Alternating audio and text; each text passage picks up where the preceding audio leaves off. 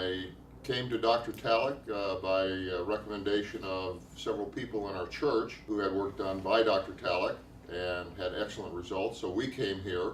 The condition that I had gave me just terrible pain in my left hip as I walked, especially on hard surfaces. And it started out probably when I was about 60 years old. It would just hurt a little bit, and then as I got older and older, up until the age of 67, then it became almost unbearable. Again, I could walk about a block, and then I had to stop and bend over, take the pressure off my back, and that's why we came to Dr. Talik, to see if we could improve that situation.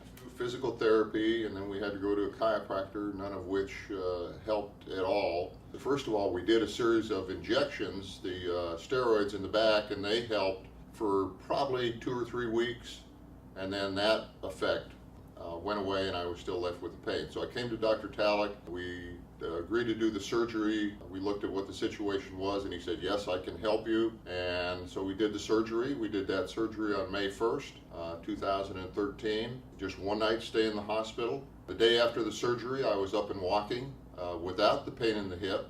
I think I rested pretty much the day after the surgery at home. And then the next day, I walked a mile. About a week later, I was walking 2 miles. And a week after that, I was walking 3 miles. And then shortly after that, I was up to 2 3-mile walks a day without pain in my hip and essentially no discomfort whatsoever. I'm a very, very active guy. I still mow my own lawn, push the mower. I don't ride the mower. Very active golfer.